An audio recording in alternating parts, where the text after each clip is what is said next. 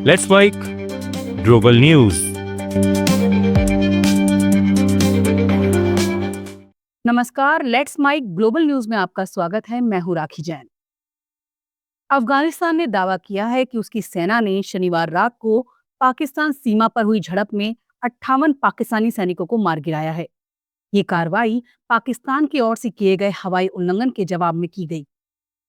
तालिबान सरकार के प्रवक्ता जिबुल्लाह मुजाहिद ने कहा कि अफगान सुरक्षा बलों ने पाकिस्तान की 25 सैन्य चौकियां कब्जे में ले ली हैं। इस कार्रवाई में 58 पाकिस्तानी सैनिक मारे गए, जबकि 30 अन्य घायल हुए हैं। अफगान रक्षा मंत्रालय ने कहा, हमारा ऑपरेशन आधी रात को खत्म हो गया। अगर पाकिस्तान ने फिर से अफगानिस्तान सीमा का उल्लंघन किया तो हमारी सेना देश की रक्षा के लिए पूरी तरह तैयार है। अफगान अधिकारियों ने पाकिस्तान पर राजधानी काबुल और देश के पूर्वी इलाके के एक बाजार पर बमबारी करने का आरोप लगाया था। हालांकि पाकिस्तान ने इस हमले की जिम्मेदारी नहीं ली थी। चीन ने अमेरिकी राष्ट्रपति डोनाल्ड ट्रंप के नए टैरिफ फैसले की कड़ी आलोचना की और कहा कि अमेरिका मनमाने दोहरे मापदंड अपना रहा है। दरअसल ट्रंप ने घोषणा की कि 1 नवंबर से चीन से आने वाले सभी उत्पादों पर 100% टैरिफ लगाया जाएगा। इसके साथ ही उन्होंने अमेरिकी सॉफ्टवेयर और तकनीक पर कड़े निर्यात नियंत्रण भी लागू करने की बात कही। ट्रंप ने कहा, ये कदम चीन की आक्रामक व्यापार नीतियों का जवाब है। उन्होंने आरोप लगाया कि बीजिंग दुर्लभ खनिजों के निर्यात पर प्रतिबंध लगाकर दुनिया को बंधक बनाने की कोशिश कर रहा है। चीन के वाणिज्य मंत्रालय ने बयान जारी कर कहा कि अमेरिका के फैसले से चीन के हितों को गंभीर नुकसान पहुंचेगा और द्विपक्षीय व्यापार वार्ताओं का माहौल बिगड़ेगा। मंत्रालय ने कहा, चीन लड़ना नहीं चाहता, लेकिन डरता भी नहीं है।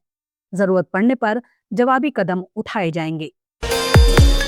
अमेरिका की एक संघीय अपील कोर्ट ने फैसला सुनाया है कि राष्ट्रपति डोनाल्ड ट्रंप का प्रशासन इलिनॉइस में नेशनल गार्ड तैनात नहीं कर सकता है। शिकागो स्थित अमेरिकी अपील कोर्ट की 7वीं सर्किट बेंच ने यह भी कहा कि फिलहाल ये बल संघीय नियंत्रण में बना रह सकता है। ये फैसला निचली अदालत के उस आदेश को आंशिक रूप से बरकरार रखता है जिसमें शिकागो क्षेत्र में नेशनल गार्ड्स की तैनाती को रोक दिया गया था। अदालत ने कहा था, ऐसी तैनाती नागरिक अशांति को बढ़ावा दे सकती है और आग में घी डालने जैसा काम करेगी। ट्रंप इससे पहले लॉस एंजलिस, वॉशिंगटन डीसी और ओरेगन के पोर्टलैंड जैसे डेमोक्रेटिक नेतृत्व वाले शहरों में नेशनल गार्ड्स भेज चुके हैं। गाजा सीजफायर समझौते के पहले चरण के तहत 48 बंधकों की रिहाई जल्द हो सकती है, जिनमें से 20 जीवित व्यक्ति और 28 शव सौंपे जाएंगे। इजरायली सेना ने गाजा से अपनी प्रारंभिक वापसी पूरी कर ली, जिसके बाद हमास को 72 घंटे का समय दिया गया है। वहीं मिस्र में गाजा युद्ध समाप्त करने के समझौते पर चर्चा होगी। इसमें अमेरिकी राष्ट्रपति डोनाल्ड ट्रंप सहित 20 से अधिक विश्व नेता भाग लेंगे। दूसरी ओर हमास ने मिस्र में होने वाले गाजा पीस समिट के आधिकारिक हस्ताक्षर समारोह में शामिल होने से इनकार कर दिया है।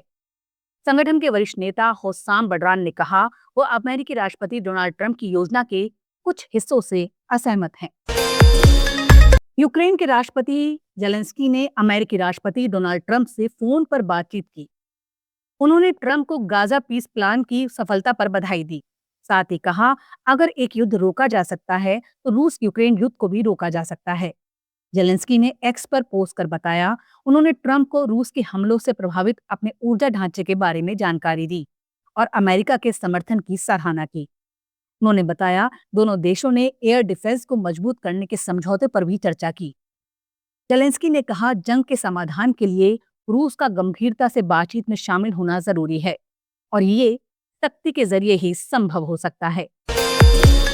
मिस्र के रिजॉर्ट शहर शर्म अल शेख के पास रविवार को एक कार दुर्घटना में 3 कतरी राजनयिकों की मौत हो गई और 2 अन्य घायल हो गए। सुरक्षा सूत्रों के अनुसार राजनयिकों की कार शहर से लगभग 50 किलोमीटर दूर एक मोड़ पर पलट गई। ये हादसा गाजा पीस प्लान के समझौते को अंतिम रूप देने के लिए सोमवार को आयोजित होने वाले बातचीत से एक दिन पहले हुआ है। हालांकि अभी ये साफ नहीं है कि मृत राजनयिक कतर की उस वार्ता टीम का हिस्सा थे या नहीं, जिसने मिस्र के अधिकारियों के साथ मिलकर अमेरिकी राष्ट्रपति डोनाल्ड ट्रंप के गाजा योजना के पहले चरण के लिए इस सप्ताह का एक समझौता किया था। ग्लोबल न्यूज में फिलहाल इतना ही। देखते रहिए, सुनते रहिए लेट्स माइक। नमस्कार।